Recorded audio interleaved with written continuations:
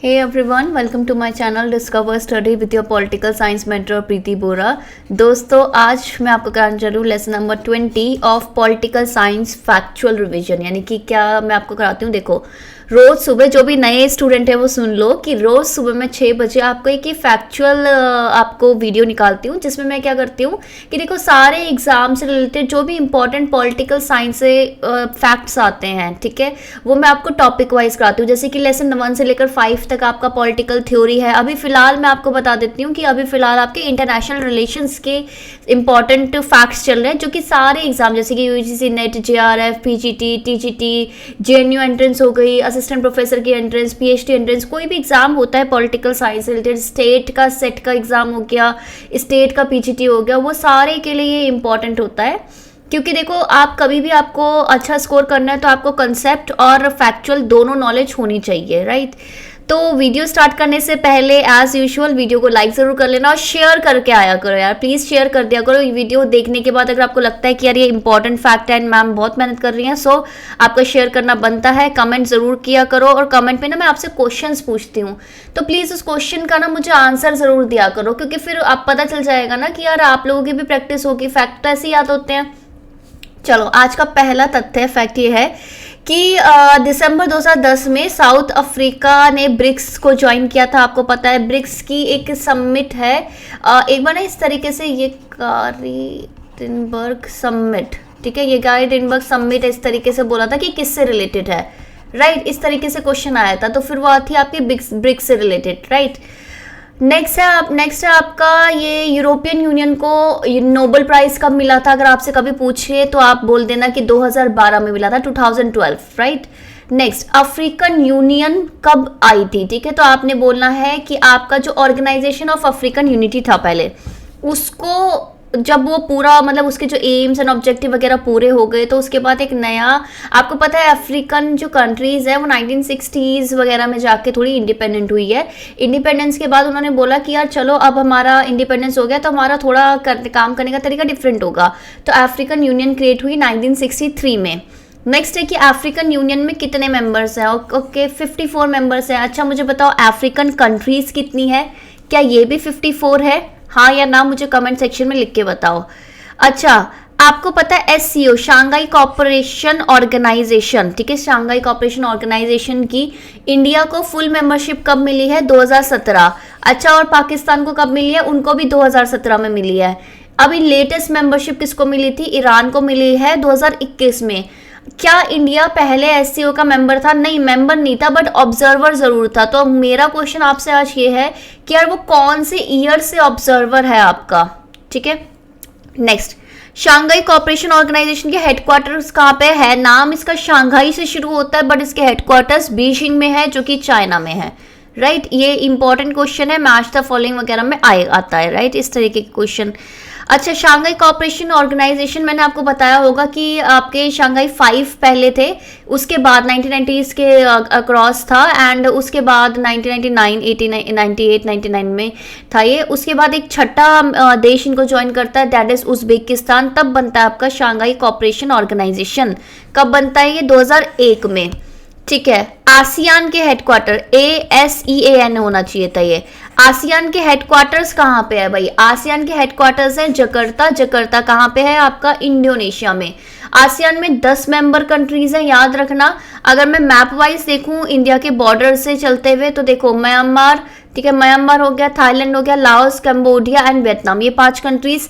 Then आपका Malaysia, Indonesia, Philippines and Brunei और Singapore, ठीक है, ये आपकी 10 कंट्रीज हैं आसियान की, इसे याद रखना। लेटेस्ट मेंबर आसियान का कौन है, कंबोडिया है, राइट।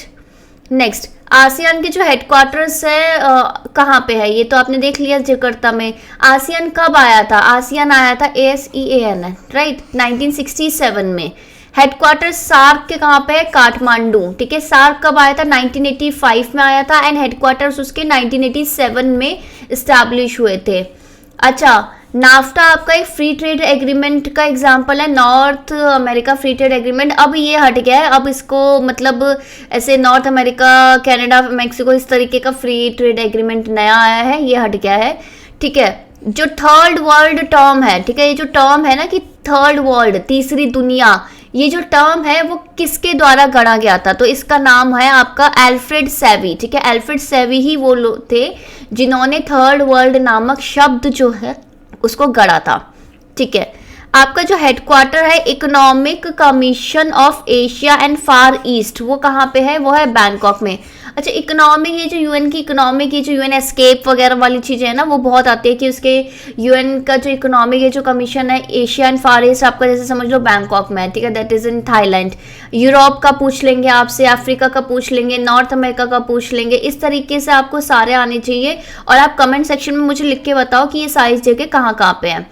अच्छा, वार्सो पैक्ट कब आया था, वार्सो पैक्ट 1955 में आया था। एंड कोल्ड वॉर, जब ये कोल्ड वॉर खत्म हुआ था तो ये वार्सो पैक्ट के अकॉर्डिंग ये जो वार्सो का जो ऑर्गेनाइजेशन था वो खत्म हो गया था। नाटो कब आया था, नाटो का ईयर मुझे बताना कब आया था, राइट।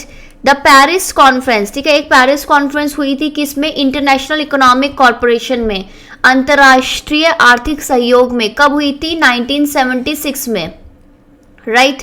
नेक्स्ट, अच्छा, यूएन को कब कब किस किसने ज्वाइन किया, देखो इंडिया आपको पता है 51 फाउंडिंग मेंबर है जिसमें इंडिया भी आता है। अफगानिस्तान ने कब, 1945 है वो ईयर, अफगानिस्तान ने कब ज्वाइन किया, 1946 में। श्रीलंका ने कब ज्वाइन किया है, 1955 में। जापान ने 1956 में। ये एक बार क्वेश्चन पूछा गया था तो इसलिए ये इंपॉर्टेंट हमने देख लिए थे। अब मुझे बताओ यूएन में आप देख लेना पाकिस्तान कब कहाँ पे है, भूटान देख लेना, नेपाल देख लेना, बांग्लादेश देख लेना, हर एक का ना जो हमारे नेबरिंग कंट्रीज है ना उनका ईयर आपको याद होना चाहिए, ठीक है, उनका ईयर याद रहेगा तो सही रहेगा। अच्छा, एक सियोल डिक्लेरेशन है, सियोल बेसिकली कहाँ, कोई कैपिटल है क्या, अगर है तो कौन सी कंट्री की है, इज इट साउथ कोरिया, मुझे बताओ, 2008 की, ठीक है। ये सियोल डिक्लेरेशन है, ये याद रखना, सियोल डिक्लेरेशन कब आई थी, 2008 में, ठीक है। ये ईयर से मैंने आपको मैच करवाया है, एंड ये मैच था फॉलोइंग का ही कोई क्वेश्चन था प्रीवियस ईयर, इसलिए मैंने सोचा आपको बता दूं, ठीक है। एक एपीईसी है, एपीईसी की फुल फॉर्म आपसे पूछ सकते हैं, दैट इज एशिया पैसिफिक आपका इकोनॉमिक ऑपरेशन, राइट। कब का है, 1989 का। इंडिया इसका मेंबर है, बिल्कुल भी नहीं, इंडिया इसका मेंबर नहीं है। फॉर्मेशन ऑफ सार्क, सार्क कब फॉर्म हुआ था, 1985 में। साफ्टा यानी कि साउथ एशिया, जो ये सार्क का जो फ्री ट्रेड एग्रीमेंट है साउथ एशिया का, वो कहाँ कब हुआ आया था, दैट वाज इन 2006। तो ये ईयर्स आपको याद होने चाहिए, ठीक है। इकोनॉमिक कमीशन मैंने आपको बताया था ना कि देखो हमारा एशिया और फार ईस्ट की कहाँ पे है, बैंकॉक थाईलैंड में। वेस्ट एशिया की कहाँ पे है, इराक में, ठीक है। लैटिन अमेरिका की कहाँ पे है, Chile, right. Economic commission for Europe की कहाँ पे है आपकी, जेनेवा। अफ्रीका की कहाँ पे है, इथियोपिया, राइट। ये सारे याद करना कि वेस्ट एशिया की इराक, ईस्ट एशिया वगैरह की आपकी बैंकॉक, लैटिन अमेरिका चिले, आपको यूरोप की कहाँ पे है, जेनेवा, ठीक है। अफ्रीका की इथियोपिया। अच्छा, यूएन के कुछ डेकेड्स है जो आपसे क्वेश्चन में पूछते हैं बार बार, ये ना कुछ इंपॉर्टेंट क्वेश्चन है, इस तरीके के क्वेश्चन काफी बार रिपीट होते हैं जैसे 1985 से 1919 तक, ठीक है, ये जो 5 साल के था, 1994 तक, ठीक है, 1994, ये 10 साल का पूरा एक डिकेड मतलब डेडिकेट किया जाता है कि ये 10 साल इसके नाम, ठीक है। तो वो 10 साल 1985 से 1994 तक इसके नाम था कम्युनिकेशन और ट्रांसपोर्ट, कहाँ पे, एशिया पैसिफिक में, राइट। एशिया और प्रशांत के लिए संचार और परिवहन में, ठीक है। 1983 से 1990 तक का, जो 1992 तक का होगा वो किसके लिए, डिसेबल्ड पर्सन के लिए, विकलांग व्यक्तियों के लिए को डेडिकेट किया गया था।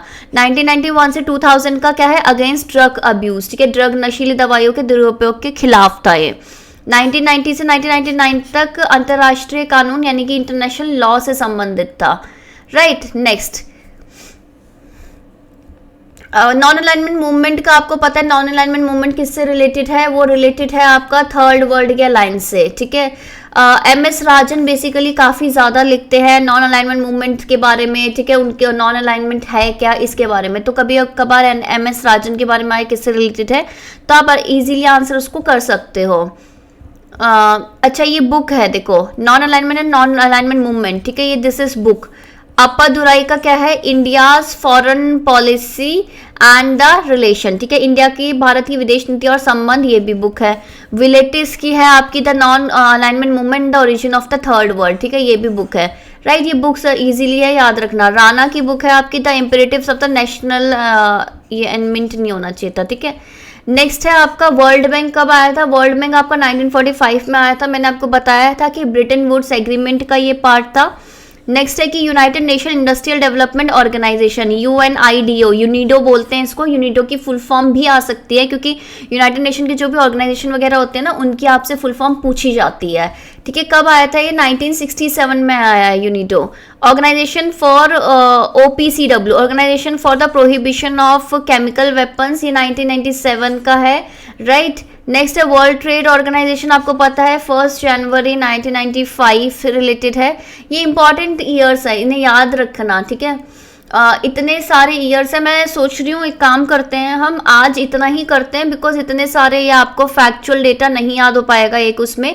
ये याद रखो, जो भी मैंने आपको आज फैक्ट कराए हैं ये सारे फैक्ट्स बार बार आपके रिपीट होते रहते हैं, ठीक है, रिपीट भी होते हैं और बार बार आपके एग्जाम में आते हैं, तो ये तो आपको करने ही करने हैं। इसके अलावा क्या करना है कि यार इन फैक्चुअल डेटा से रिलेटेड आसपास आपको और भी कुछ फैक्चुअल डेटा लग रहा है तो वो भी याद करो, राइट। इससे क्या होगा ना कि डेली अगर आप ये थोड़े थोड़े फैक्ट याद करते जाओगे ना तो आपको एग्जाम में बहुत अच्छा प्रदर्शन रहेगा।